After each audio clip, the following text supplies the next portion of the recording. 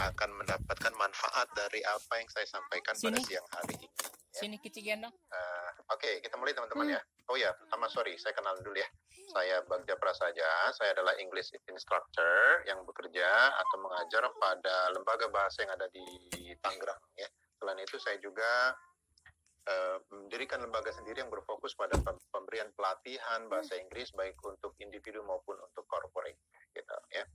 Oke, sekali lagi topik kita pada siang hari ini adalah English Conversations for Business. Kita mulai teman-teman ya. Jadi gini teman-teman, sebelum kita mulai sebenarnya nih ya, kita pahami dulu maksudnya nih apa yang dimaksud dengan business English gitu ya. Jadi kan bisnis English itu macam-macam dia memang ya. Ada yang business English, ada yang general English. Nanti kita coba akan lihat juga sih bedanya gitu ya. Nah, tapi sekarang kita fokusnya pada business English. Jadi apa yang dimaksud dengan business English gitu ya. Nah, sebenarnya yang dimaksud dengan business English ini teman-teman adalah penggunaan bahasa Inggris untuk konteks bisnis gitu ya. Karena memang konteks bisnis ini macam-macam gitu ya. Ada yang nanti kita konteks-konteksnya juga nanti kita akan kupas. Tapi sementara kita pahami dulu bahwa business English adalah penggunaan bahasa Inggris dalam konteks bisnis yang untuk itu teman-teman kita perlu menguasai 4 keterampilan, yaitu keterampilan listening, speaking, reading, dan writing. Listening, keterampilan mendengar, speaking, keterampilan bicara, reading, keterampilan membaca, dan writing, keterampilan menulis. Ini adalah 4 keterampilan yang kita perlu kuasai kalau kita mau secara efektif mampu berkomunikasi dalam menggunakan bahasa Inggris dalam konteks atau untuk konteks bisnis gitu teman-teman ya. Nah, 2 diantaranya, listening dan speaking, adalah keterampilan yang kita perlu kuasai kalau kita mau berkomunikasi secara verbal, artinya melalui percakapan, secara lisan, gitu ya. Nah, 2 diantaranya yang lain, yaitu reading and writing, keterampilan membaca dan menulis, adalah keterampilan yang kita perlu kuasai kalau kita ingin mampu berkomunikasi dalam konteks tulisan atau menulis, gitu ya. Email misalnya, report, gitu ya. Nah, tapi gini teman-teman, kalau dalam konteks bisnis, apapun konteksnya, biasanya kita komunikasi itu akan melibatkan 4 tadi itu ya. Jadi artinya kita memang harus menguasai keempat keterampilan ini, teman-teman, gitu ya. Oke. Materi webinar kita pada siang hari ini akan ada 4 yang akan coba saya sampaikan nanti. Yang pertama adalah the benefits of using English in business. Jadi saya akan coba angkat manfaatnya apa sih dari menggunakan bahasa Inggris dalam konteks bisnis. Nah, beberapa diantaranya mungkin teman-teman saya berharap bisa teman-teman petik ya dalam mengikuti webinar atau pelatihan ini. Kemudian yang kedua, general English versus business English. Jadi saya akan coba gambarkan bedanya antara general English dan business English dari beberapa aspek. Kemudian pada poin yang ketiga adalah tentang expressions and grammar in business English gitu ya. Jadi expressionsnya apa aja nih gitu ya. Apa saja expressions dan grammar yang bisa dan biasa kita gunakan dalam konteks bahasa Inggris untuk kepentingan bisnis gitu ya. Nanti akan saya juga sampaikan juga ya. Kemudian pada poin yang terakhir atau poin yang keempat adalah how to speak business English in different context ya. Karena memang tadi konteksnya itu berbeda-beda dalam bisnis gitu ya. Nah, menggunakan expressionsnya itu seperti apa pada konteks yang berbeda-beda tadi gitu ya. Nah, saya yakin beberapa konteks diantaranya adalah konteks yang teman-teman sekarang sedang hadapi atau sedang geluti gitu ya, atau teman-teman sedang persiapkan untuk nanti berada di sana gitu ya. Konteks ini maksudnya situasi gitu ya. Oke, kita mulai ya dari poin yang pertama ya, ini the benefits of using English in business ya. Jadi manfaat ya. Jadi ada pertanyaan dulu nih gini teman-teman ya. Jadi kenapa sih kita harus menguasai bahasa Inggris? Oh, karena bahasa Inggris merupakan lingua franca. Jadi maksudnya lingua franca ini apa?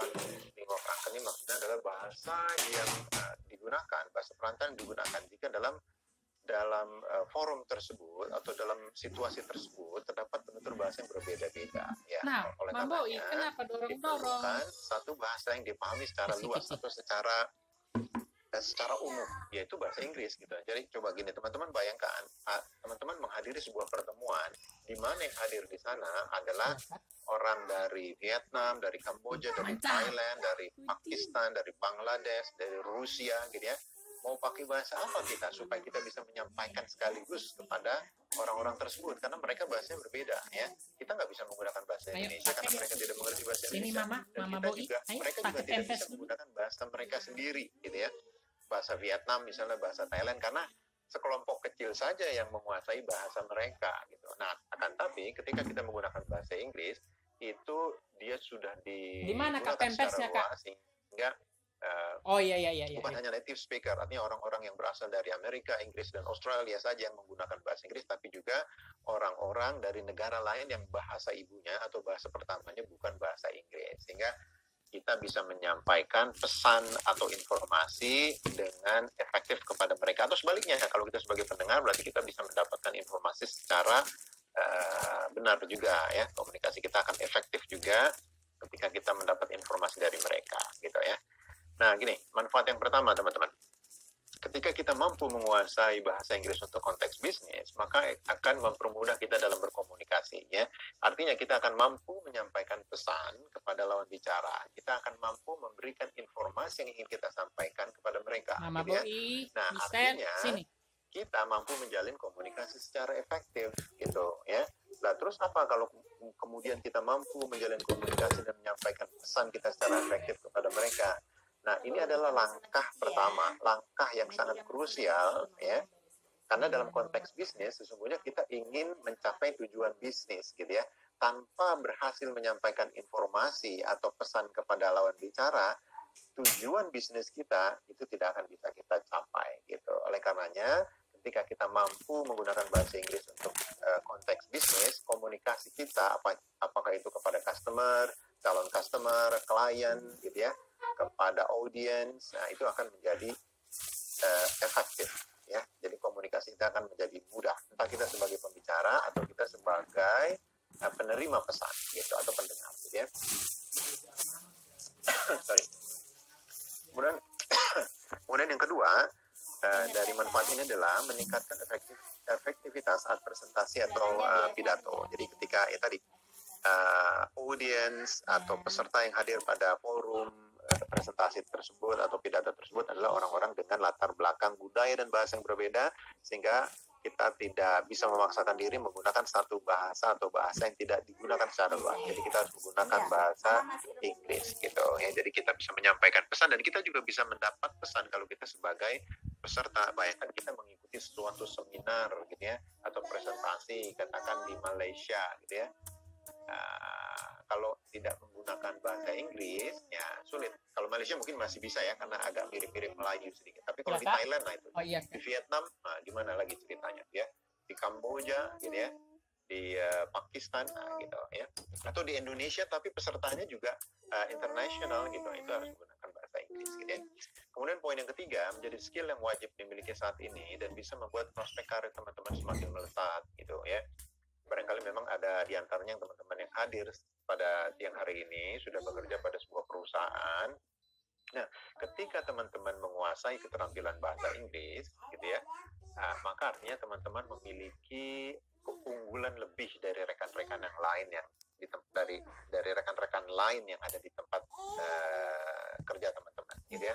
Artinya teman-teman memiliki poin plus di mata manajemen, teman-teman memiliki keunggulan lebih, ya. Dan tentu teman-teman akan lebih diperhatikan dalam hal karir. Kenapa? Karena teman-teman kan akan dianggap sebagai sosok atau karyawan yang mampu atau bisa memberikan kontribusi lebih kepada perusahaan. Nah, jadi oleh karenanya pasti teman-teman akan mendapat perhatian yang lebih dalam hal karir ya, atau misalnya mendapat kepercayaan lebih gitu ya.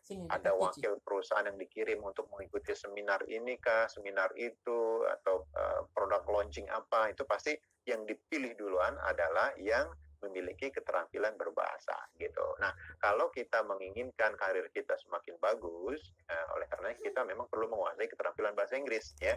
Itu kalau kita bekerja pada perusahaan. Kalau kita menggeluti usaha sendiri ya, kita sebagai entrepreneur nih, entah kita punya warung, punya toko apa gitu ya, kerajinan, makanan, kuliner, terserah gitu ya, itu juga akan sangat membantu memperbesar skala bisnis kita gitu ya, karena pasarnya nanti bukan hanya dari lingkungan terdekat, tapi juga bisa mungkin dari negara tetangga. Kita bisa jual produk kita ke Thailand, ke Vietnam, ke Filipina gitu ya, ke negara tetangga gitu.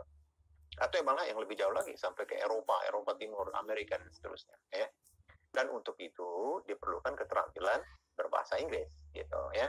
Kemudian kelancaran berbahasa Inggris juga dapat menambah kredibilitas dan citra diri ya, karena memang kalau kita menggunakan bahasa Inggris, terus kemudian dengan pronunciations yang baik, dengan secara fasil lah gitu katakan ya, maka lawan bicara kita akan melihat bahwa kita nih adalah sosok yang kredibel gitu ya. Maka citra diri kita juga akan meningkat, akan positif gitu ya. Sehingga karena mereka akan melihat bahwa kita nih memiliki keterampilan berbahasa yang sama seperti halnya si native speaker gitu ya, sehingga nanti kesan-kesan positif akan muncul kepada kita, sehingga ujungnya adalah adanya trust pada usaha yang kita jalankan gitu ya. Kalau di perusahaan maka kita akan mendapat trust untuk karir yang lebih baik. Kalau kita berusaha atau berbisnis maka customers kita tidak akan segan untuk menjalin kerjasama bisnis dengan kita gitu ya. Ini itu dia beberapa manfaat. Kemudian contoh penggunaan bahasa Inggris untuk berbisnis ya, misalnya pada percakapan sehari-hari ketika kita komunikasi dengan rekan kerja, dengan pimpinan, dengan bawahan, dengan calon customer, dengan calon klien gitu ya, atau meeting, pidato, presentasi di mana yang hadir pada forum tersebut adalah tadi orang-orang dengan bahasa yang berbeda atau yang mereka tidak menggunakan bahasa Indonesia, sehingga memang harus menggunakan bahasa Inggris. Atau misalnya lagi job interview dan negosiasi, mungkin ada beberapa teman-teman yang datang pada siang hari ini mengikuti webinar kita pada hari ini ya, sedang bersiap untuk melakukan ya atau melakukan job interview, akan ada panggilan job interview gitu ya. Nah, ini teman-teman perlu mempersiapkan diri untuk bagaimana caranya menjawab pertanyaan tentang misalnya skills yang kita kuasai gitu ya dalam bahasa Inggris ya. Kemudian menceritakan tentang educational background kita ya atau latar belakang pendidikan kita, terus kemudian menceritakan work experience kita ya, pengalaman kerja kita ya, expressionsnya apa saja. Nah, itu perlu untuk dikuasai sehingga nanti teman-teman bisa menjawab pertanyaannya dengan baik, dan apa yang teman-teman inginkan yang sebagai tujuan bisnis itu akan tercapai. Berarti tujuan bisnisnya kalau dalam konteks job interview adalah teman-teman di hire gitu ya, diterima untuk bekerja pada perusahaan tadi. Nah, itu tujuan bisnisnya. Kemudian percakapan telepon ini juga mungkin bagi Mbak Mas yang berada pada posisi call center, di front office, frontliners gitu ya, atau sebagai sekretaris gitu misalnya, yang itu salah satu tugas utamanya menjawab atau menerima telepon dari luar ya. Nah, ini juga perlu menguasai expressions tertentu tentang bagaimana caranya kita bisa misalnya menyapa si penelpon, menawarkan ada pesan atau tidak gitu ya, terus mau bertanya, mau bicara dengan siapa, itu ada expression tersendiri dan itu harus kita kuasai. Setelah ini nanti kita buka ya. Kemudian konteks lainnya adalah menulis email atau report. Jadi gini teman-teman, menulis email ini kan sudah menjadi bagian dari keseharian kita ya. Apakah kita bekerja pada sebuah perusahaan sebagai karyawan atau kita bekerja menggeluti usaha kita sendiri sebagai entrepreneur, sebagai wirausahawan gitu ya. Tentu kita kadang-kadang atau bukan kadang-kadang, malah sering gitu ya, kita menulis email kepada calon customer kita, menyerahkan produk kita gitu ya, mendeskripsikan produk kita ya, memberikan penawaran harga macam-macam gitu ya. Jadi ada macam-macam kepentingan bisnis yang kita biasanya kirim kepada calon customer, calon klien kita ya, melalui atau menggunakan email gitu ya. Nah, itu adalah beberapa konteks penggunaan bahasa Inggris dalam konteks bisnis ya. Kemudian kita lanjut pada perbedaan antara general English dan business English ya. Jadi gini, kita lihat dulu dari general English ya. General English ini memang digunakan dalam konteks percakapan sehari-hari dan tujuannya memang sebatas hanya apakah lawan bicara paham atas apa yang kita sampaikan gitu ya. Pesannya tersampaikan atau tidak. Nah, kalau mereka paham ya, informasinya diterima oleh mereka, artinya terjadi interaksi sosial dan itu sudah selesai itu ya. Itu berarti memang tujuannya seperti itu ya. Apakah itu tujuannya misalnya hiburan ya atau sekedar ngobrol-ngobrol, ketika mereka paham ya udah, itu berarti tujuannya tercapai itu. Kemudian kalau dalam kepulauan menulis, general English ini bisa menggunakan istilah yang menarik atau sophisticated seperti halnya misalnya novel, cerpen, puisi, dan karya sastra lainnya. Dia cenderung menggunakan kalimat-kalimat yang mengandung unsur estetik atau kalau dalam bahasa istilahnya sastra, yang mengandung nilai sastra. Karena memang tujuannya itu adalah bukan sampai pada poin terakhir gitu ya.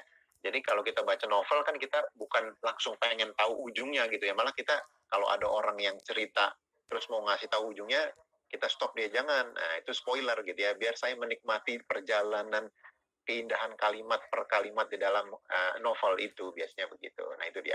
Nah, kalau dalam konteks bisnis sedikit berbeda gitu ya. Memang tujuannya secara komunikasi adalah membuat si lawan bicara paham ya. Tapi itu adalah bukan terminal objektif tuh ya. Itu adalah bukan tujuan utama. Tujuan utamanya adalah tercapainya tujuan bisnis kita, gitu ya. Kalau cuma sekedar membuat lawan bicara paham tanpa terjadi tujuan bisnis, tanpa tercapainya tujuan bisnis, berarti kita belum berhasil tuh, ya. Karena dalam konteks bisnis, ya, kita menginginkan tercapainya tujuan bisnis, gitu. Jadi tapi bagaimanapun membuat lawan bicara paham, mengerti atas informasi atau pesan yang kita sampaikan itu mutlak perlu. Kalau mereka nggak paham, gitu ya, informasi yang tidak tersampaikan, maka tujuan bisnis mustahil akan kita bisa raih, ya nggak? Ya, misalnya kita ingin menjual produk kita nih, gitu ya, kita punya produk makanan ringan, misalnya asinan yang kita produksi sendiri, gitu ya. Terus kita nggak bisa menjelaskannya kepada mereka, ya, ini bisa tahan berapa lama produk asinannya, gitu ya, misalnya, atau ada dalam rasa apa saja, kalau misalnya dia pedas ada level berapa level, gitu ya, dan kita tidak bisa menyampaikan itu kepada si calon customer nih, ya, misalnya ada orang Singapura yang tertarik, ya otomatis mereka sulit menjalin hubungan kerjasama dengan kita, membeli produk kita, gitu ya. Nah, itu artinya kalau kita ingin tujuan bisnis kita tercapai, maka senjatanya adalah kita menguasai komunikasinya itu, gitu, ya. Oke, dan itu menggunakan bahasa Inggris, ya. Kemudian kalau dalam konteks menulis, biasanya kita menggunakan yang to the point, gitu. Jadi tidak menggunakan kalimat-kalimat yang penuh keindahan atau unsur sastra, tapi to the point. Apakah itu email atau report, gitu, ya. Nah, kemudian gini. Nah, ini agak penting di sini nih ya. Coba teman perhatikan di bagian ini bahwa untuk komunikasi yang bersifat verbal, untuk percakapan ya, komunikasi bersifat verbal ini maksudnya lisan ya, atau percakapan lisan ya, maka aspek pronunciation itu menjadi demikian penting, teman-teman. Ya, pronunciation ini pelafalan ya, pengucapan gitu ya. Kenapa dia penting?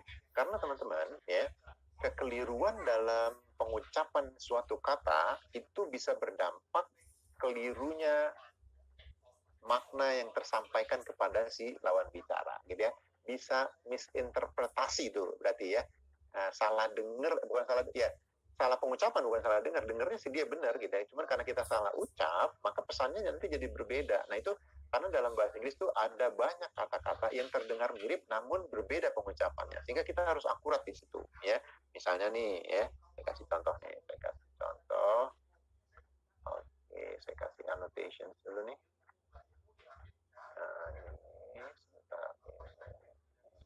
Oke, gini ya, misalnya nih ya, misalnya 3 dan ini nih pohon ya, ini terdengar mirip nih ya. Nah, ini 3 harus dibaca sebagai tree gitu, tree gitu ya. Kalau pohon dibaca sebagai tree. Jadi kalau teman-teman salah mengucapkan, jadi maksudnya nanti beda tuh. Dia memang terdengar mirip tapi beda. Tree dengan tree gitu ya. Contoh lain misalnya soup ya dengan soap ya, soap. Yang ini soup, yang ini soap. Nah, ini artinya beda nih ya, terdengar mirip. Kalau soup itu makanan ya, soup gitu ya, makanan. Kalau ini soap, sabun gitu ya. Walaupun begitu memang kalau kita masukin ke dalam konteks ya, kalau ada kalimatnya sih sebenarnya tidak terlalu beresiko karena paham lah gitu ya, ada konteksnya, jadi kita kecil kemungkinan untuk salah mengartikan. Tapi tetap aja ada kata-kata yang walaupun sudah dimasukkan ke dalam konteks, maka tetap aja dia berpotensi menimbulkan salah pesan gitu. Misalnya nih, nah ini penting ya. Misal pada pengucapan angka belasan dan puluhan, misalnya 14, 40, 15, 50 dan seterusnya, 16, 60 dan seterusnya. Jadi ini dalam bahasa Inggris ini harus dibaca sebagai 14, gitu ya. 14. Nah, kalau yang ini harus dibaca sebagai 40. 40. Nah, jadi teman-teman hati-hati itu dalam mengucapkan 14 dan 40. Gitu ya. Jadi Coba bayangin gini teman-teman, teman-teman jual souvenir, punya toko souvenir di kawasan wisata gitu ya. Jual sebuah katakan souvenir seharga Rp40.000. Ketika ditanya sama turis, how much is it? How much does it cost? Nah, teman-teman bilangnya it's Rp14.000. Rp14.000. Dan harganya Rp40.000. Tentu turis itu akan bayar 14.000. Padahal harga yang teman-teman maksud adalah 40.000. Nah, itu bahayanya di situ ya. Bicara soal harga harus accurate. Nah, makanya karena itu menjadi demikian penting gitu ya. Oke. Kemudian saya hapus dulu. Nah, pronunciation. Nah, sekarang terminology, istilah gitu ya. Istilah dalam general English, kata, idiom, dan expressions yang digunakan cenderung merupakan vocabulary dasar, akan tapi dalam business English itu kita menggunakan kata atau istilah yang formal gitu ya. Jadi maksudnya gini, ada dua kata dalam bahasa Inggris yang artinya sebenarnya sama gitu ya, tapi satu kata yang lain ini dia memiliki kesan formal sehingga dia lebih pas digunakan dalam konteks bisnis gitu. Apa katanya ini nih? Apa kata-katanya ini nanti setelah ini ada ya, akan saya perlihatkan kata-katanya apa aja. Nah, terus kemudian gini, term ini juga ada yang bersifat umum, ada yang bersifat sesuai konteks ya, konteks pembicaraan maksudnya, sehingga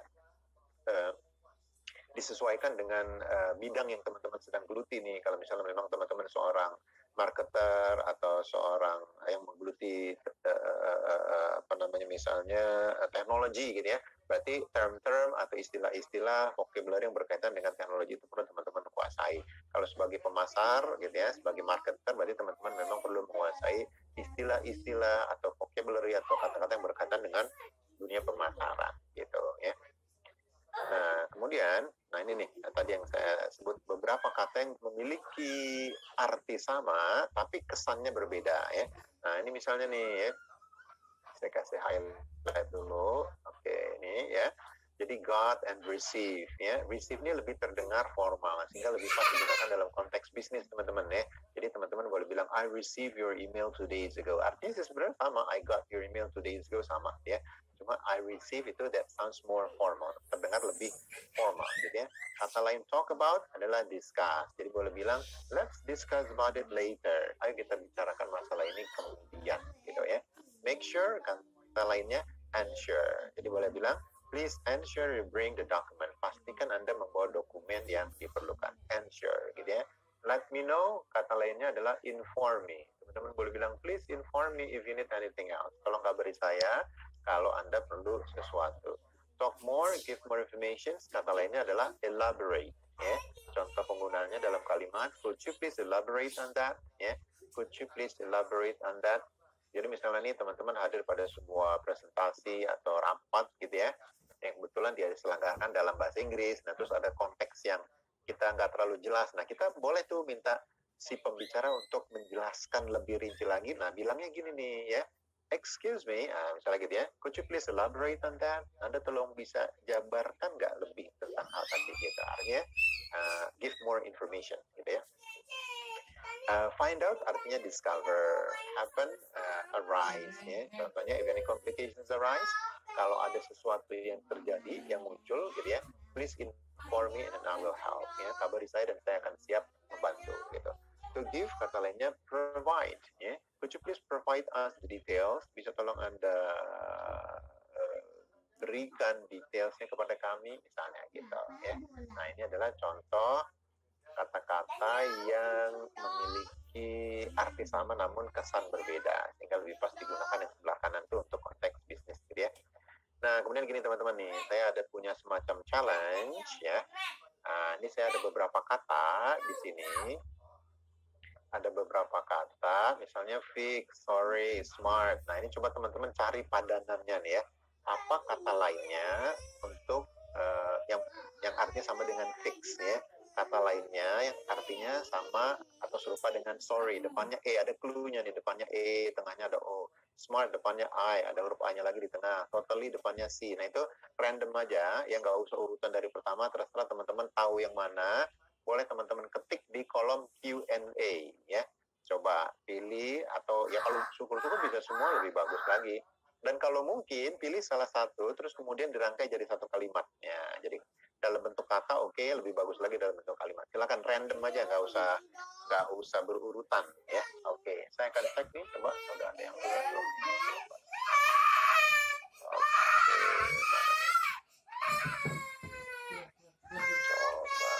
Oke, oh ini udah ada Olga Lorengkeng. Oke, fix solve, thank you ya. Dwita apologize, thank you. Della fix solve, thank you. Mimi mana tadi tuh ya. Amelia sorry apologize, thank you. Fadila sorry apologize, oke ya. Apologize sudah banyak benar, oke. Terus sorry apologize Mary, oke.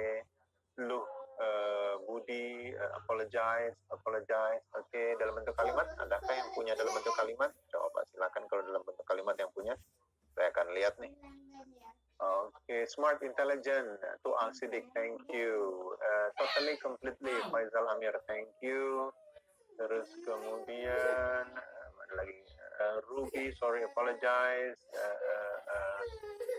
Nur Hasanah, sorry, apologize. Oke, ya coba kita cek ya. Sorry, sebelum kita cek ada satu set lagi ya. Oke, satu set lagi. Kayaknya sih tadi udah rata-rata benar ya. Coba kita set satu lagi, lakukan yang hal yang sama. Ini dia nih. Nah, ini dia. Nah, ini beberapa di antaranya mungkin teman-teman sering pakai lah ya. To buy. Apa nih kata lain selain to buy? Depannya P, ada huruf E-nya. Oke, silakan teman-teman boleh ketik di kolom Q&A. Answer, ada huruf R-nya. Kemudian ada N-nya. Goals, ada O-nya. Change, ada M-nya. Ya, tools, ada huruf I-nya di depan. Silakan. Random aja lakukan seperti tadi. Yang teman-teman tahu boleh teman-teman ketik. Ya. Syukur-syukur bisa ada yang merangkai dalam sebuah kalimat. Oke, saya akan cek lagi. Oke, mana nih? Oh, Della Restu, purchase, thank you.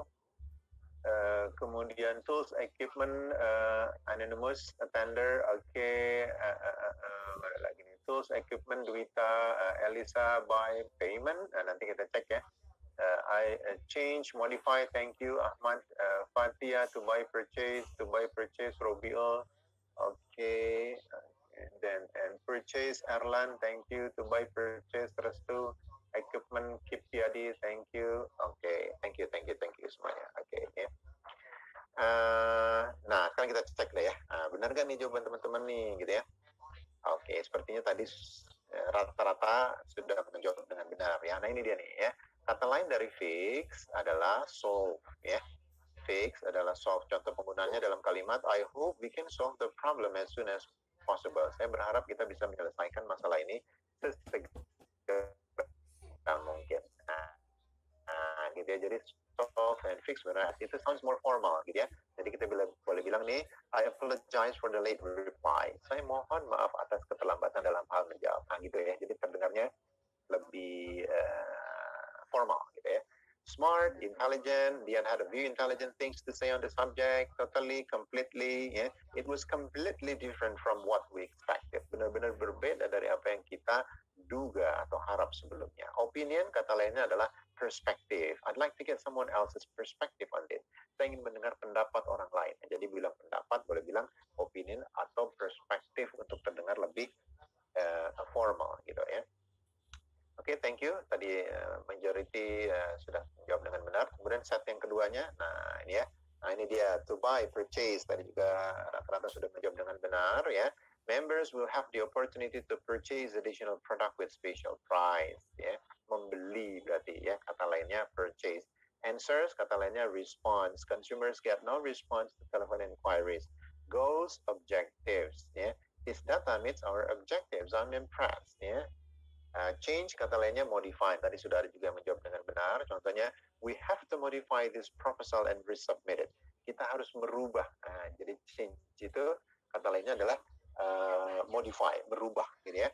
Kemudian tools, equipment. I think we should sell off the unused office equipment to create more staff. Menurut saya kita sebaiknya menjual perlengkapan kantor yang sudah tidak digunakan supaya menciptakan ruang yang lebih lapang gitu ya. Nah, ini beberapa contoh penggunaan kata lain yang lebih terdengar formal sehingga bisa lebih pas digunakan dalam konteks bisnis ya. Oke, itu tadi tentang term ya. Lanjut kita kepada expressions and grammar ya. Jadi expressions ini apa nih gitu ya? Apa saja dan bagaimana penggunaannya. Tapi kita pahami dulu expressions ini apa nih ya. Jadi gini teman-teman. Expressions ini singkatnya adalah ungkapan gitu aja ya. Jadi expressions itu ungkapan. Maksudnya ungkapan ini apa? Jadi dia kumpulan beberapa kata yang digunakan pada suatu konteks tertentu dan memiliki arti tersendiri gitu ya. Jadi artinya tuh nggak bisa kita terjemahkan satu persatu dari kata-kata tadi, nggak. Dia jadi membentuk satu arti kata yang baru. Nah gitu ya. Sehingga sekali lagi kita tidak bisa terjemahkan satu kata per satu kata. Nggak. Jadi terjemahannya langsung satu kelompok kata itu. Ya. Nah digunakannya pada konteks tertentu. Contohnya apa? Ini dia contohnya. Ya. Nah, contoh expressions dalam percakapan sehari-hari, misalnya just a minute, nah itu udah artinya satu tuh ya, jadi nggak usah diartiin just itu artinya apa, minute itu artinya nggak usah gitu, just a minute ya udah artinya pokoknya tunggu sebentar gitu ya. Take it easy artinya santai aja gitu ya. No hard feeling artinya jangan tersinggung. Catch you later artinya sampai ketemu. Nah, catch you later ini adalah expressions untuk leave taking ya. Leave taking itu kalau kita habis ketemu sama orang nih gitu ya, terus kita mau berpisah. Nah ketika berpisah itu ngomongnya itu tadi pakai leave taking. Boleh bilang catch you later ya, sampai ketemu, sampai nanti gitu, goodbye, see you. Nah, itu kurang lebih sama ya. Jadi artinya bukannya catch menangkap, you kamu, later kemudian, menangkap kamu kemudian, bukan gitu ya. Pokoknya dia artinya sampai ketemu, catch you later gitu. Just feel free, jangan sungkan-sungkan. Thanks in advance, terima kasih sebelumnya. Nah ini juga sering kita menerjemahkan kata per kata. Jadi terima kasih bahasa Inggrisnya thank you, sebelumnya before. Jadi kalau kita mau bilang terima kasih sebelumnya, bilangnya thank you before. Gitu nggak tuh coba teman-teman? Nggak ya? Nah jangan gitu ya. Jadi kalau mau bilang terima kasih sebelumnya, bilangnya thank you in advance gitu. Nah ini ya, ini seperti yang saya kasih highlight. Nah ini nih ya, thank you atau thanks in advance. Artinya terima kasih sebelumnya. I change my mind. I change my mind. Selanjutnya saya berubah pikiran, gitu ya. Don't take too long. Jangan lama-lama, ya. Longnya bukan panjang, tapi maksudnya jangan lama-lama, gitu ya. Do it by yourself. Lakukan sendiri. That sounds like fun. Artinya sepertinya menyenangkan. Ini boleh kita gunakan untuk merespon ajakan orang secara positif. Misalnya nih ada yang ngajak kita, gitu ya. Hey, what about going to a movie tonight? Misalnya gitu ya. Gimana kalau kita nonton malam ini? Terus kita mau, gitu ya. Nah, terus kita boleh jawab tuh, oh that sounds like fun. Berarti kita setuju. Oh sepertinya menyenangkan, berarti kita mau diajak nonton nanti malam misalnya gitu ya.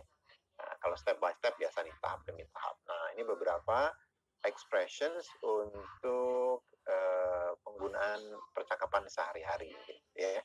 Nah terus kemudian kenapa menggunakan expressions dalam business English? Ini ya teman-teman ya. Jadi, ketika kita menggunakan expressions dalam bisnis English, itu artinya kita melakukan atau menggunakan fitur berbahasa seperti halnya si native speaker itu berbicara, berkomunikasi, gitu ya. Mereka kan si native speaker itu penutur asli, orang Amerikanya, orang Australia, atau orang Inggris tuh ya. Jadi mereka tuh berkomunikasi begitu tuh menggunakan expressions pada konteks bisnis. Nah, kita juga menggunakan expressions seperti halnya mereka menggunakan expression gitu ya. Supaya apa? Supaya komunikasinya efektif, supaya pesan tersampaikan. Karena begitulah cara mereka berkomunikasi gitu ya. Nah, kemudian efek yang timbul ketika kita menggunakan expressions atau memahami expressions adalah kesan profesional nih, seperti yang teman-teman lihat di screen teman-teman ya. Nah, jadi kesan yang timbul adalah kesan profesional. Tapi kesan profesional itu nggak usah kita kejar-kejar, nggak usah kita cari-cari. Dia akan melekat dengan sendirinya pada kita ketika kita mampu menggunakan fitur berbahasa tadi, ya, menggunakan expressions dengan pas, gitu ya, memahami expressions dengan akurat, gitu, ya. Jadi intinya untuk kemudahan atau efektivitas dalam berkomunikasi, apakah itu secara lisan atau secara tulis, gitu ya. Nah, terus kemudian untuk pendengar, ya berarti kalau untuk pendengar dia juga bisa memahami expression yang disampaikan oleh lawan bicaranya. Terus kalau dia paham, dia bisa merespon, gitu ya. Dia tahu apa yang harus dilakukan, gitu ya. Nah, jadi artinya komunikasinya jadi nyambung tuh, ya enggak? Ya. Nah, misalnya contoh ya, contoh yang tadi tuh, misalnya tanya, how about going to a movie tonight? Nanti malam gimana kalau kita nonton? Nah, terus dia jawab tuh, that sounds like fun. Kalau kita paham artinya that sounds like fun, oh berarti kita bisa simpulin, oh ini orang ini mau. Berarti selanjutnya kita bisa bilang, Oke, I'll pick you up at 7, gitu ya. Oke, saya jemput Anda jam 7. Itu kalau kita paham atas apa yang tadi dia jawab gitu. Kalau kita nggak paham, ya ini orang maksudnya apa nih? That sounds like fun, maksudnya apa? Jadi kita nggak bisa ngomong apa-apa atau kita nggak bisa bertindak apa-apa gitu ya. Nah itulah pentingnya kenapa kita harus menguasai expressions dalam konteks bisnis gitu ya. Dan menggunakannya. Kalau gitu apa aja nih expressionsnya nih gitu. Nah ini ada beberapa expressions, contoh penggunaan expression dalam konteks bisnis nih ya. Misalnya heads up. Nah, itu jadi heads up artinya bukan head kepala, up atas bukan gitu ya. Tapi dia peringatan dini. Misalnya just a heads up, but tomorrow the sales conference will start at 9. Peringatan aja nih ya, besok conference-nya dimulai jam 10 misalnya gitu ya. Drop someone the line itu artinya menulis note atau surat ya. Jadi bukan drop menjatuhkan, line someone seseorang, line garis bukan gitu, tapi menulis surat ya untuk menginformasikan sesuatu. Address an issue, nah ini penting nih ya, coba perhatikan bagian yang ini. Address an issue ini artinya adalah mendiskusikan masalah untuk mencari solusi ya, artinya nih ya. Jadi address ini nggak ada hubungannya, bukan alamat, bukan ya, dalam hal ini address alamat, an issue sebuah isu, alamat isu bukan gitu ya. Itu udah ngawur kalau kayak gitu. Udah pokoknya pahami aja address an issue ini adalah expression. Jadi pemahamannya atau artinya secara keseluruhan adalah mendiskusikan masalah untuk mencari solusi. Contohnya gimana? I think it's time that we address the issue. Ya, menurut saya ini adalah saatnya bagi kita untuk mendiskusikan masalah untuk mencari solusi tentang budget cuts, pemotongan anggaran misalnya gitu ya. Gitu ya, paham ya teman-teman ya? Oke, selanjutnya pull it off itu adalah berhasil menyelesaikan sesuatu dengan baik ya, sesuatu yang sulit. Misalnya it takes skilled negotiators to pull up a deal like that. Diperlukan keterampilan seorang negotiators untuk bisa menyelesaikan deal seperti itu gitu ya. Terus apa lagi? Nah, ada beberapa lagi nih. Keep someone's eye on the ball. Itu ketika kita minta orang untuk fokus. Nah, ini teman-teman bisa gunakan nih ya. Ketika rekan di tempat kerja dia ngelamun atau nggak fokus gitu ya. Nah, teman-teman boleh bilang ya, hey buddy, keep your eye on the ball ya. Keep your eye on the ball ya. Fokus dong ya gitu ya. Tolong fokus gitu ya. Pain point artinya masalah spesifik yang dirasakan. Misalnya, allowing our customers to provide feedback is one of the best way to know customers' pain point, untuk mengetahui problem yang dirasakan atau dialami oleh si customer gitu ya. Not going to fly itu artinya tidak akan berhasil, jadi bukan tidak akan terbang ya, tapi ya terbangnya maksudnya tidak berhasil ya, itu istilah aja ya, tadi expression. Jadi kalau mau bilang oh itu nggak akan berhasil ya kalau menurut saya, nah bilangnya seperti itu nih ya, I think that's not going to fly gitu ya, I think that's not going to fly gitu ya. Nah tapi ini coba kalau ada yang screenshot nih ya, ini tidak menggunakan ain't, ini contohnya agak kurang tepat di sini ya, karena ain't ini adalah bahasa slang ya, slang itu bahasa gaul, bahasa Inggris gaul, jadi tidak digunakan dalam konteks bisnis dia. Ain't ini adalah kependekan dari is ditambah not, am ditambah not, atau are ditambah not ya. Nah, jadi kurang tepat untuk digunakan dalam konteks bisnis. Tapi kalau dalam konteks sehari-hari ya boleh, silakan, nggak apa-apa, sama temen gitu ya. Gitu ya. Nah, terus satu lagi ya, fruitful discussion. Ini artinya diskusi yang berbobot artinya gitu ya. Contohnya we had a fruitful discussion. Kita tadi sudah melakukan diskusi yang berbobot gitu ya. Diskusinya penuh berisi lah gitu ya. Selanjutnya, to get the ball rolling itu artinya memulai. Contohnya, let's get the ball rolling. Ayo kita mulai. Nah, ini juga teman-teman bisa gunakan ya. Kalau mau menggerakkan rekan lain yang belum bergerak nih, gitu ya. Misalnya, ayo kita mulai yuk. Nah, teman-teman bilang, okay, everybody, let's get the ball rolling. Ayo kita mulai, gitu ya. Get the extra mile itu melakukan usaha lebih dari biasanya. Contohnya, we should go the extra mile and make our clients feel truly valued. Ya, kita harus melakukan lebih dari yang biasanya supaya membuat customer kita merasa benar-benar dihargai gitu. To pull strings artinya menggunakan cara tertentu untuk mencapai hal sulit. Ya, misalnya I may be able to pull a few strings. Jadi bukan pull menarik strings tali atau benang bukan gitu ya, tapi dia satu kesatuan sekali lagi artinya ya, menggunakan cara tertentu untuk mencapai hal sulit gitu ya. Terus keep someone in the loop artinya membuat seseorang tetap terlibat. Contohnya please keep me in the loop when discussing a campaign. Tolong tetap libatkan saya gitu ya. Please keep me in the loop. Tolong tetap libatkan saya. Nah, itu tadi teman-teman beberapa penggunaan contoh penggunaan expression dalam business English ya. Dan expressions, kemudian juga istilah gitu. Nah, sekarang selanjutnya akan ada voting yang akan dipandu oleh Kak Kitra. Silakan Kak Kitra, sambil saya menjawab 1-2 pertanyaan barangkali ya. Oke, silakan. Ini sebelumnya ada polling dulu. Yang pertama yaitu untuk pertanyaannya tahapan apa yang menurut saya masih perlu saya lakukan. Ayo coba teman-teman polling dari sekarang.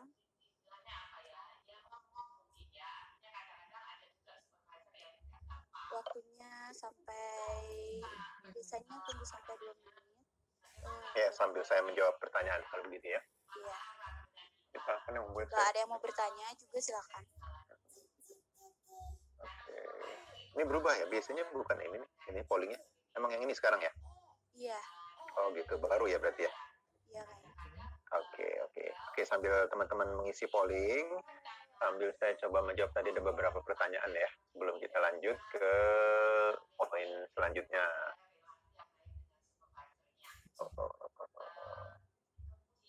Belum ada pertanyaan ya, berarti kita lanjut dulu deh kalau gitu ya, sambil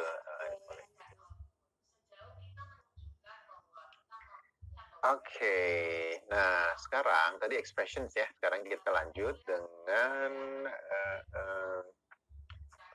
grammar. Nah, ini grammar ya. Oke, grammar. Jadi gini ya, grammar menjadi hal penting dalam bisnis English writing ya. Walaupun sebenarnya grammar juga penting dalam percakapan lisan gitu. Jadi intinya grammar penting. Saya nggak mau bilang bahwa grammar itu nggak penting. Grammar itu penting. Cuman menjadi demikian penting pada komunikasi yang bersifat tulis karena dia kelihatan gitu ya. Kalau percakapan kan dia bisa langsung dikoreksi tuh gitu ya.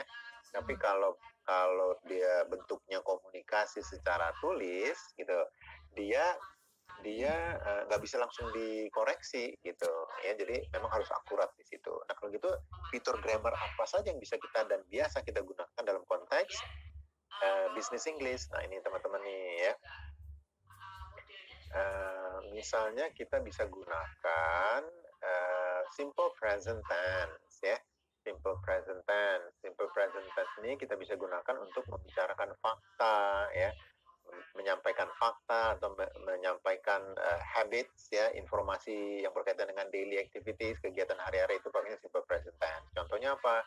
Contohnya Sarah works very hard for this project. The sales conference starts at 9:30. Itu dia contoh-contoh dari penggunaan simple present tense. Rumusnya sederhana, subjek ditambah verb bentuk pertama, pakai s atau is gitu ya.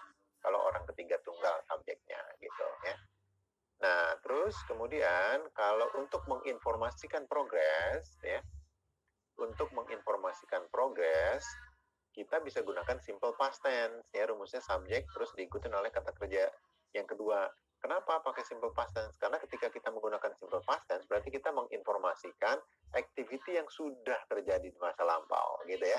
Jadi misalnya kita ditanya sama pimpinan nih, oke, sudah sejauh mana kamu mengerjakan proyeknya gitu ya, tugas kamu apa yang sudah kamu lakukan. Nah berarti kita menggunakan simple past tense itu di situ. Nah ini contohnya, the marketing team met with Star Agency's representative ya. Tim marketing sudah bertemu dengan perwakilan dari Star Agency misalnya gitu ya. Terus selain itu kita juga bisa gunakan present continuous tense. Tapi kalau present continuous tense ini digunakannya untuk menginformasikan aktivitas yang sedang berlangsung. Nah, tapi itu sama juga progres kan, gitu ya. Karena ketika pimpinan nanya kita, apa progresnya seperti apa? Jadi kita menjawabnya dengan apa yang sudah kita lakukan dan apa yang sedang kita lakukan. Nah, untuk menjawab apa yang sedang kita lakukan, kita bisa menggunakan ini nih, present continuous tense. Misalnya, they are developing a social media campaign for our new product. Atau we are developing a bla bla bla gitu ya. Kita sedang, itu berarti menginformasikan progres ya teman-teman ya. Nah, kemudian selain itu, kita juga bisa gunakan present perfect tense, subjek ditambah have atau has, yang terus kemudian diikutin oleh verb bentuk ketiga, gitu ya. Contohnya, we have just established. Karena misalnya kita ingin geser dulu ya. Terhadap masalah tertentu, bukan itu, ya. Bukan itu proposal bisnis.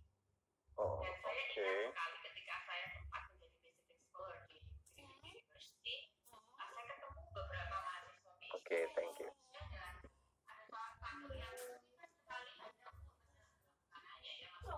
Oke, saya lanjut dengan bagian grammar tadi ya.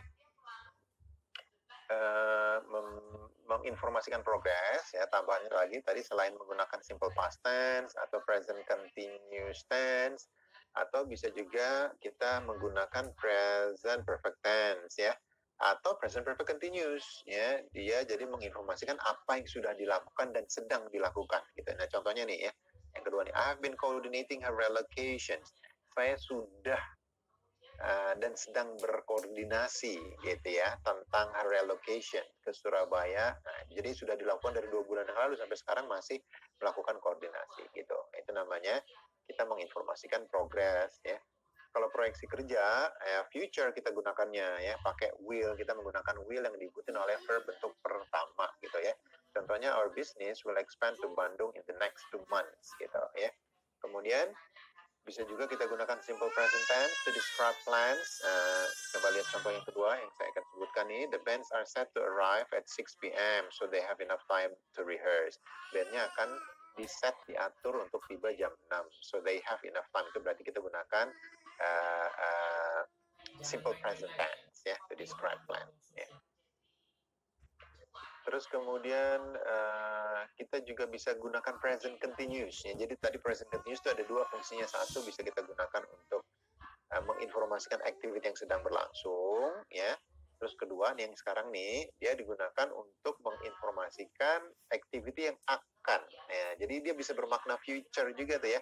Nah, jadi rencana bisa kita gunakan present continuous. Contohnya, we are launching the new product on the 6th of December. Kita akan meluncurkan produk baru kita pada tanggal 6 Desember. Berarti sekarang kita belum meluncurkan produk baru kita, gitu ya. Kemudian future perfect tense. Biasa, will have been developing. Itu akan sedang, gitu ya. Akan sedang. Ya, will have been developing this product for 2 years. Itu juga kita gunakan untuk rencana atau proyeksi, ya.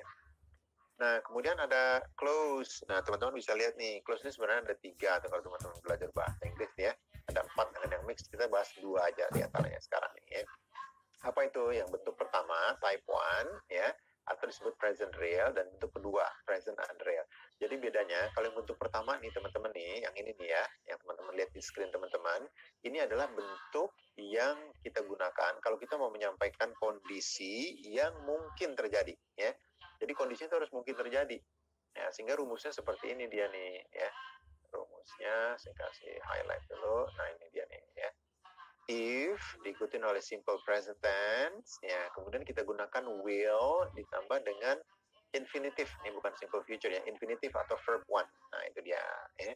Nah, contohnya nih, if you buy me a cup of coffee maksudnya I will help you with your presentations ya. Saya akan bantu Anda mengerjakan presentasi Anda. Nah, mungkin nggak saya bantu Anda mengerjakan presentasi Anda? Mungkin.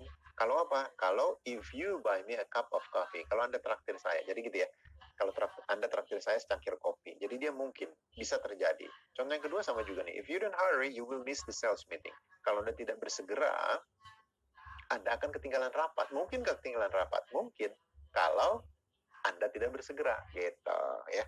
Jadi dia harus sesuatu yang mungkin.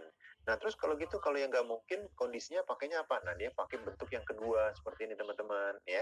Jadi, bedanya cuma sedikit. Ya, kalau tadi saya kasih highlight lagi deh, sini ya.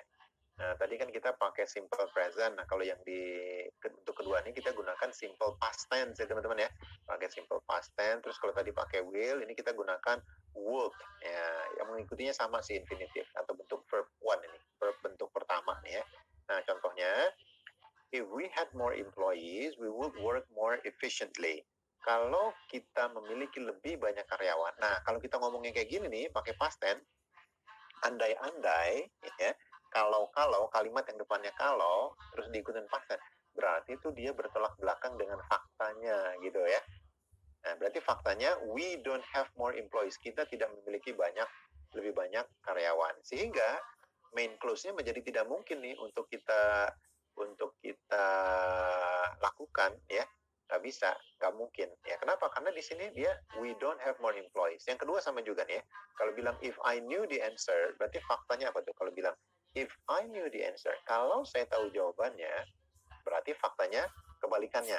Faktanya adalah saya tidak tahu jawabannya, gitu ya.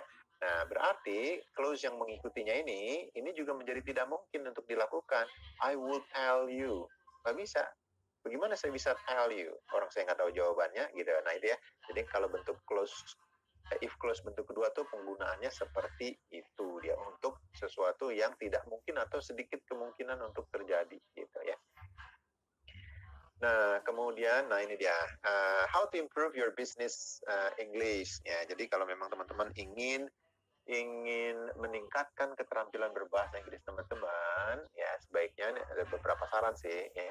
Ini teman-teman sebaiknya memiliki goals, dan goals yang teman-teman miliki itu spesifik. Kenapa harus begitu? Karena kalau goals yang teman-teman set ini spesifik, nanti teman-teman bisa mengarahkan segenap daya upaya, maksudnya proses belajar teman-teman tuh ya akan sinkron, akan sesuai dengan goals yang teman-teman udah set. Misalnya ya, teman-teman goals ini, oke, saya mau bisa menjawab semua pertanyaan yang nanti akan diajukan oleh si interviewer pada job interview. Nanti nih saya mau ada job interview nih ya, ada wawancara kerja pakai bahasa Inggris. Nah, goalsnya itu tuh. Nah, berarti teman-teman semua pembelajaran yang teman-teman lakukan itu akan mengarah ke sana tuh ya.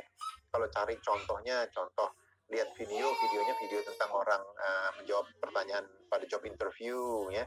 Terus expressionsnya, ungkapan-ungkapan apa aja yang dipakai orang untuk menceritakan tentang pengalaman kerja, latar belakang pendidikan dan sebagainya gitu ya. Expressionsnya apa aja, semuanya berhubungan. Nah, jadi sinkron gitu, maksudnya sinkron atas apa yang teman-teman pelajari dengan goals yang teman-teman udah set gitu ya. Terus kemudian yang kedua, ini banyak, ini saya rubah sedikit ya. Nomor 2 ini bukan sekedar banyak membaca. Ini benar, bukan salah. Ini dia benar, cuman kurang lengkap ya. Jadi nomor 2 harusnya banyak mengakses informasi berbahasa Inggris gitu ya. Banyak mengakses informasi yang berbahasa Inggris. Apa itu?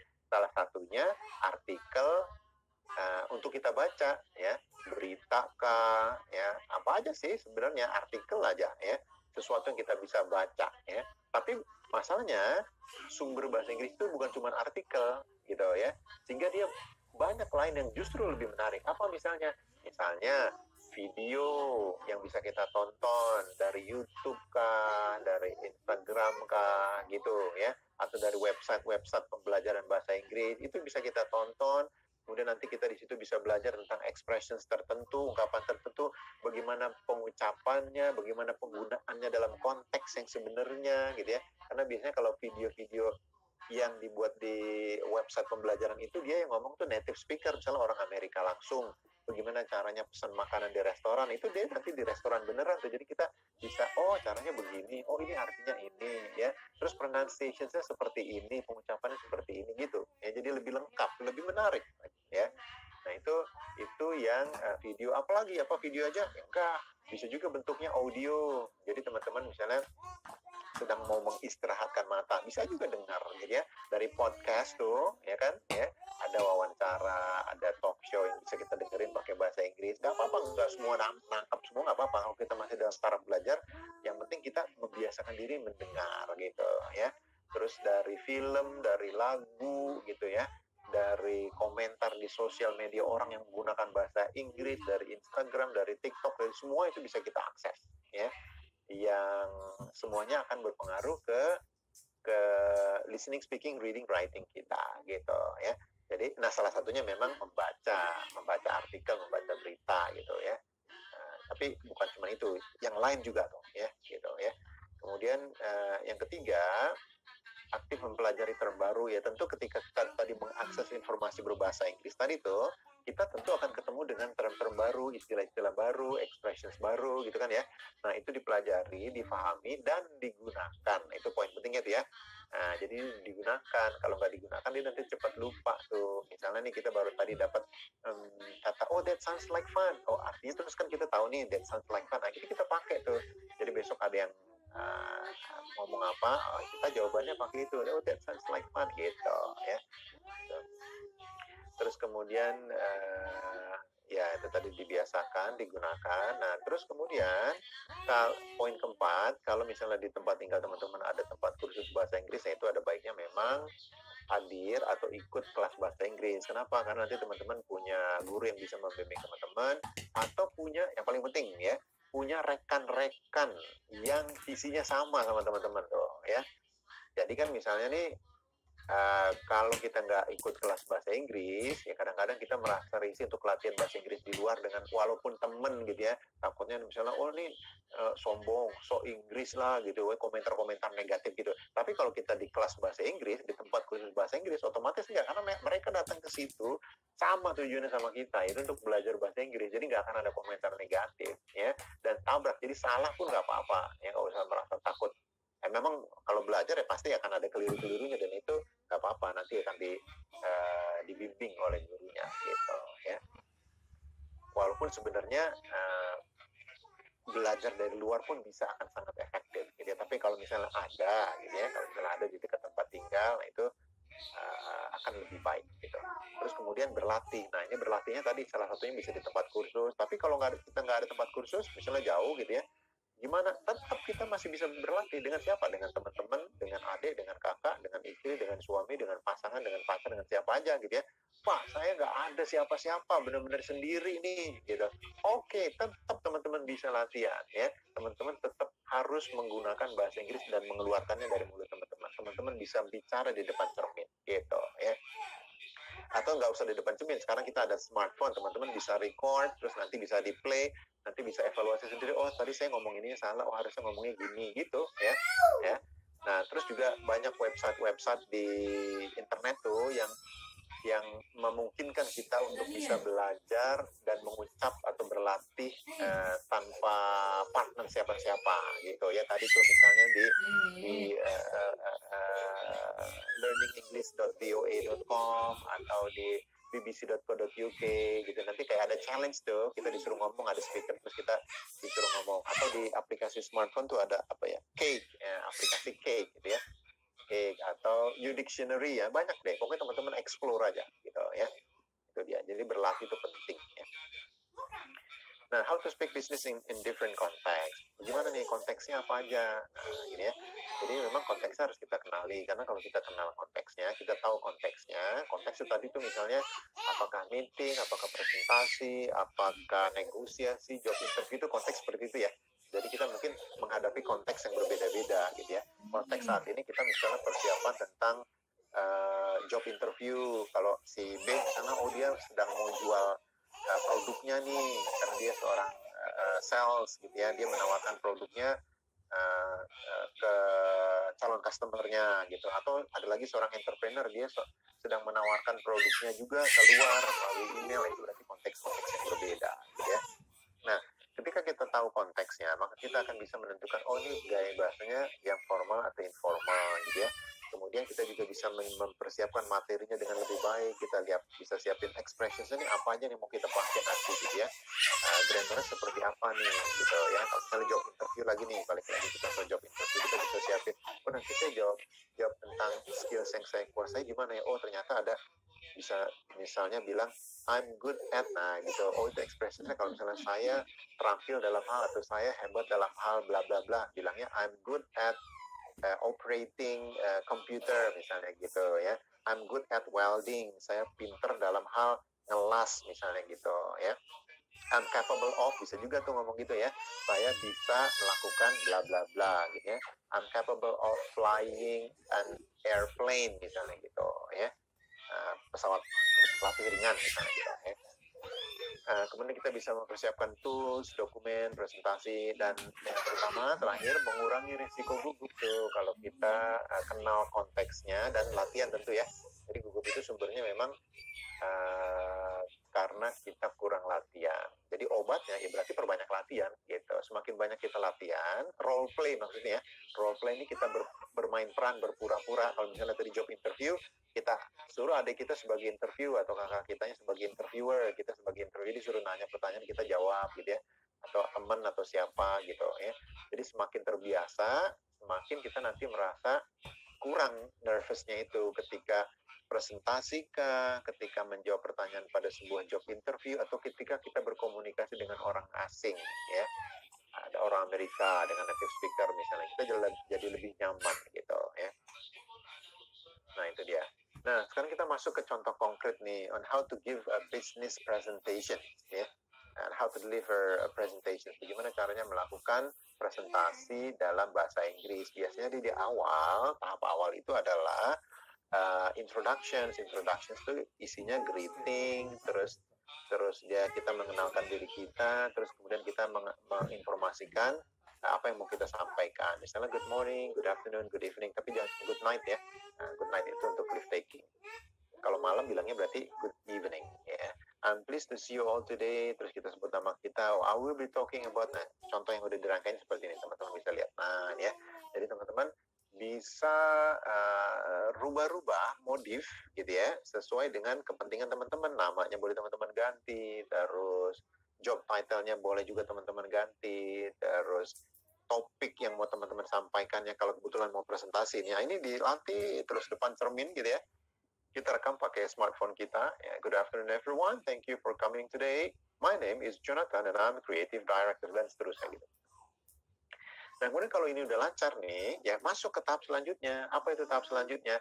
Adalah outlining. Jadi dalam presentation itu ada yang namanya outlining. Apa itu outlining? Kita menginformasikan poin-poin yang akan kita sampaikan pada presentasi kita, gitu ya. Ada berapa dan apa saja poinnya itu, gitu ya. Misalnya, nah, expressions yang bisa kita gunakannya adalah misalnya today we will be covering, gitu. Today we will go over. Nah, itu kita berarti mau menginformasikan poin-poin. Contohnya ini nih. Nah, ini ya. Today we will be covering the campaign of Zero Waste Project. First, we will cover the campaign idea. Next, we will discuss about bla bla bla, gitu. Ya. Ini juga bisa teman-teman modif, terus kemudian teman-teman latih. Kalau itu sudah, terus apa? Ya masuk poin pertama, ya. Masuk poin pertama. Poin pertama bilangnya, nah ini dia. To begin, atau first, let's talk about, I'll start by giving some background. Nah, gitu ya. Nah, ini dia masuk ke poin pertama. Poin pertama selesai, masuk poin kedua.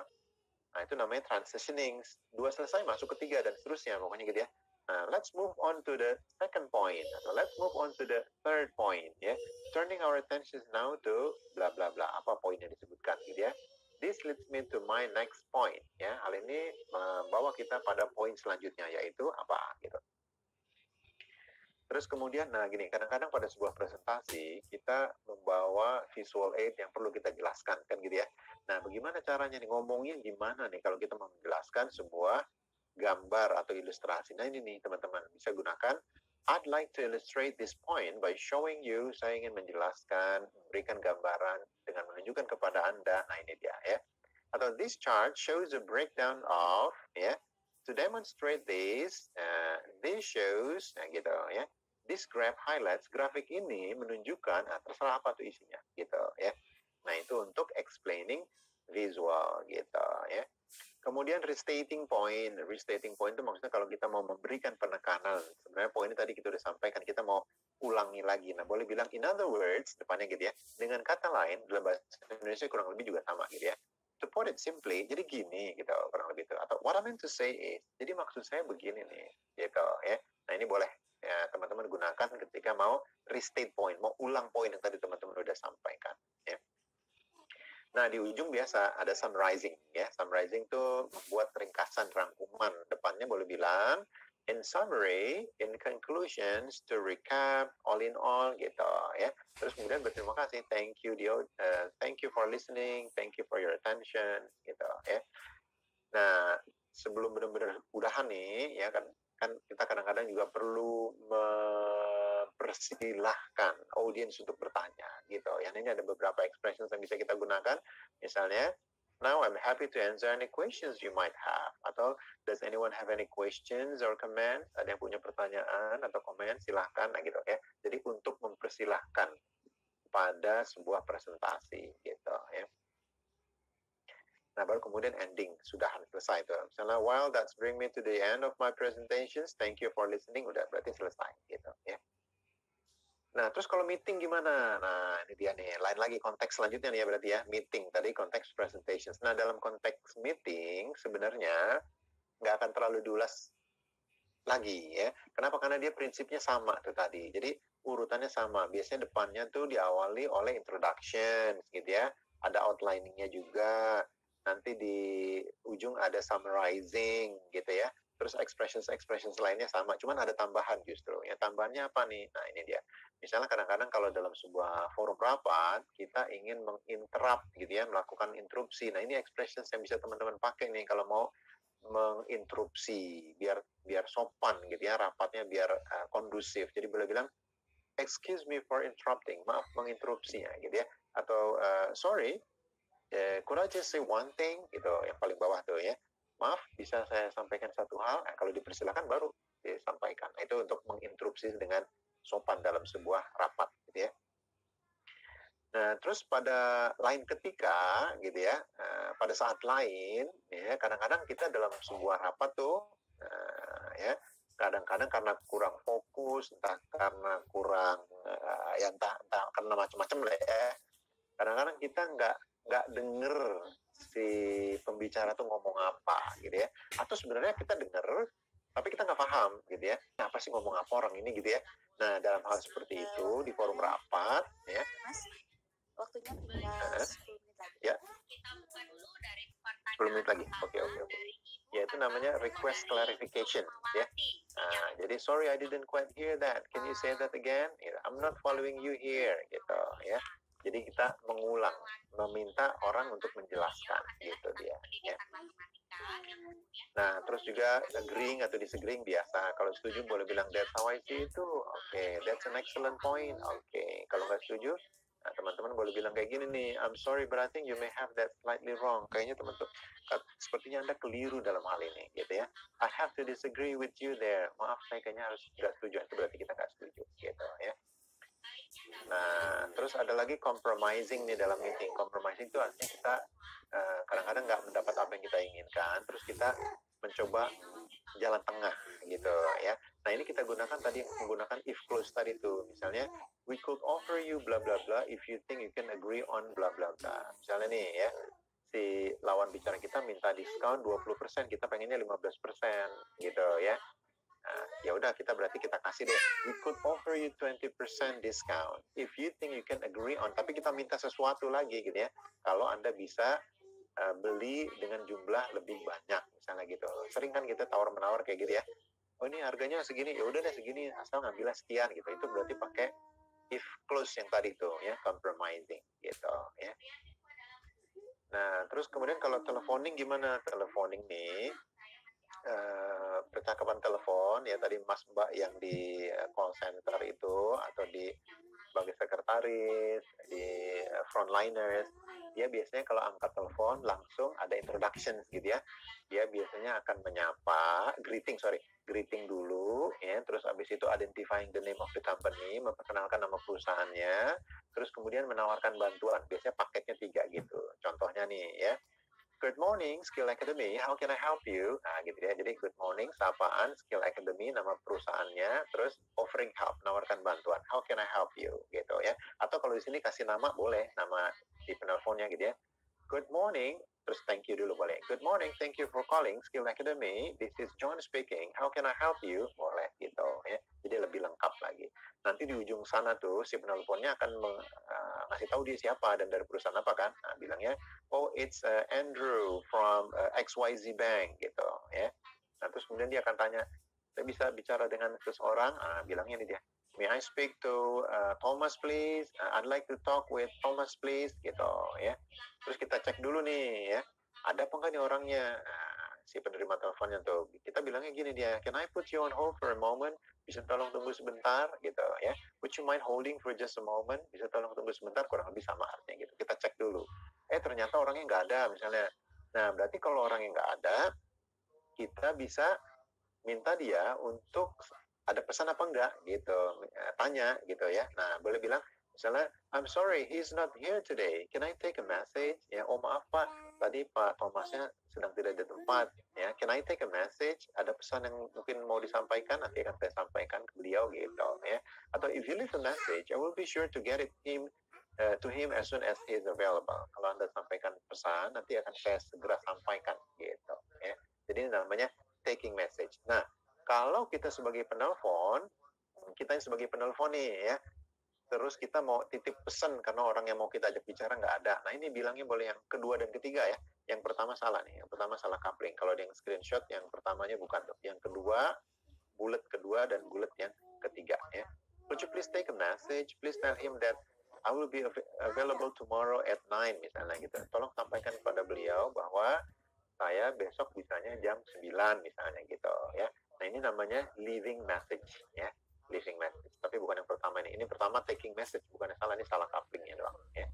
Nah, itu dia. Atau please tell him I'll be available on Wednesday. Tolong sampaikan kepada beliau bahwa saya bisa ditemui hari Rabu jam sekian misalnya gitu ya.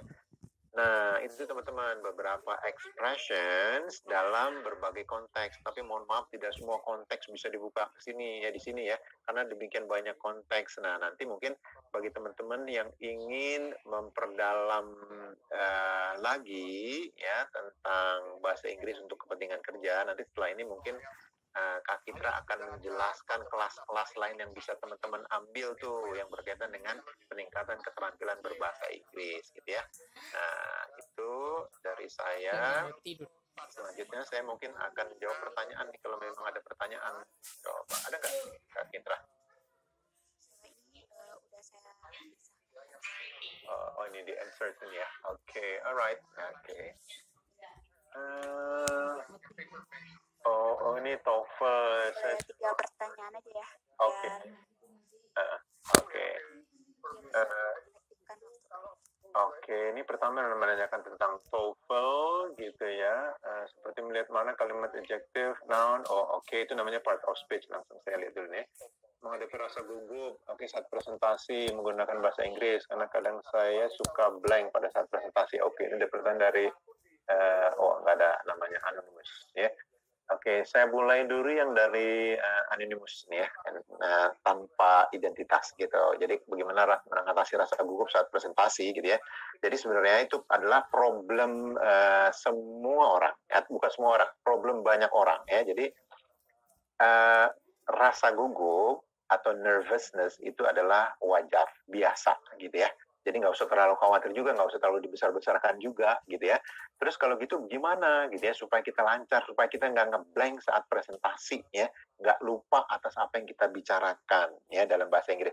Sebenarnya poinnya sama, apakah itu bahasa Inggris atau bahasa Indonesia, cara mengatasinya sama, yaitu dengan mempersiapkan presentasi sebaik-baiknya gitu ya.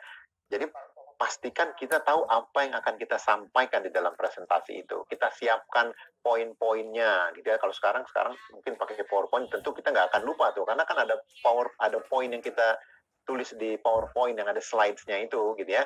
Nah, tapi kadang-kadang karena dia bukan paragraf, dan sebaiknya memang bukan paragraf yang ditampilkan di PowerPoint itu ya. Jadi dia poin, namanya aja PowerPoint, jadi harus berupa poin-poin aja. Nah, kita sudah rapi dengan apa yang akan kita sampaikan, entah bahasa Indonesia atau bahasa Inggris, tapi dalam hal konteks bahasa Inggris.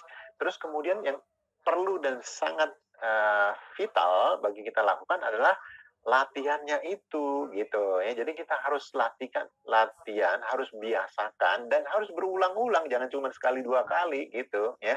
Yakin deh, kalau misalnya kita lakukan berulang-ulang gitu ya, kita role play kan ya dengan adik kita sebagai audiensnya, pura-puranya nanti dia bertanya kepada kita gitu ya, kita ngasih presentasi ya, itu berkali-kali itu akan sangat membantu sekali untuk mengatasi rasa gugup. Tapi itu pun juga tidak sekaligus ya teman-teman ya. Jadi nikmati aja ini sebagai proses. Jadi nggak mungkin misalnya begini nih, teman-teman ada presentasi nanti 2 minggu lagi, terus kita latihan setiap hari sampai 2 minggu ke depan. Terus kita berharap nanti benar-benar confidence luar biasa seperti Mario Teguh bicara di depan publik, yang nggak gitu juga gitu ya. Karena ini presentasi pertama kita, mungkin ada sedikit, ada beberapa hal yang mungkin kita masih slip di sana, slip di sini, itu biasa, itu wajar gitu ya. Yang penting proses belajarnya itu harus terus gitu ya. Latihannya harus terus ya. Saya yakin pada presentasi yang kedua akan lebih membaik. Pada presentation yang ketiga itu akan jauh lebih baik, dan seterusnya gitu ya. Sehingga pada presentation yang kesekian kalinya, saya yakin teman-teman akan begitu menikmati bicara di depan umum seperti halnya Mario Teguh atau Larry King. Saya kasih contoh sedikit ya, teman-teman. Kalau tahu nggak nih Larry King? Kalau yang nggak tahu, nanti setelah ini setelah ini boleh search di Google ya.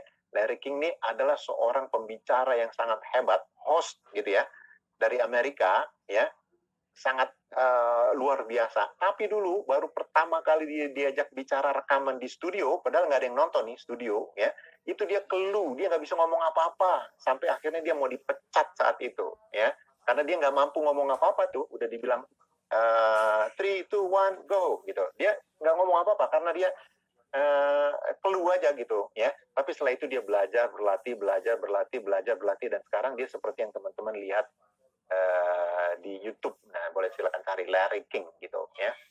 Itu dia tentang bagaimana mengatasi rasa gugup ya teman-teman ya. Itu dia. Jadi enjoy, prosesnya tuh dinikmati dan bertahap. Nggak usah buru-buru, pokoknya tenang aja gitu. Terus kemudian tadi yang kedua tentang part of speech ya, tadi itu noun, adjective dan sebagainya, itu namanya part of speech.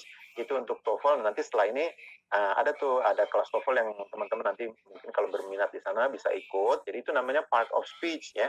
Jadi yang perlu teman-teman, ini sebenarnya agak di luar topik tapi nggak apa-apa deh sedikit ya. Jadi dalam kalimat, setiap kata dalam bahasa Inggris itu punya part of speech. Ya, jadi dia termasuk dalam golongan tertentu. Apakah dia adjektif, kata sifat, atau dia kata benda, noun, atau dia kata kerja, verb gitu ya. Nah, setiap kata ini memiliki fungsinya sendiri ya di dalam kalimat dan posisinya juga tertentu ya gitu. Jadi kita perlu kenali nih, misalnya fungsinya adjektif itu fungsinya untuk menjelaskan noun, untuk mendescribe noun. Biasanya tempatnya ada di depan noun atau setelah to be gitu ya. Nah, terus bentuk-bentuknya seperti apa? Kalau kata benda, noun, biasanya dia bentukannya ada tambahan bentuk akhirnya tuh ya, imbuhannya ya, sufiksnya itu biasanya ion gitu ya, atau men ya, atau NCE. Misalnya independent kalau pakai T itu adjective, tapi kalau independence NCE itu berarti dia kata benda gitu. Nah, fungsinya berarti dia kalau kata benda biasanya di kalimat sebagai subjek atau sebagai objek gitu ya. Ini akan panjang sebenarnya kalau bahas tentang TOEFL. Nanti sebaiknya kalau yang tertarik masalah TOEFL nanti ikut kelas selanjutnya dengan Mas Ali Fikri kalau nggak salah tuh instrukturnya, itu bagus sekali ya kalau memang teman-teman ini nanti informasinya ada setelah ini. Oke, gitu ya. Gimana Kak Citra, masih? Waktunya mungkin udah habis ya.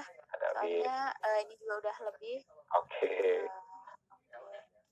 Nah, teman-teman, jika ada keluhan, jika ada kendala atau keluhan bisa di data di blpi.com kendala prakerja. Dan jika teman-teman ingin mendapatkan informasi seputar prakerja dan informasi lainnya, bisa bergabung ke dalam grup Telegram yang ada di comment section.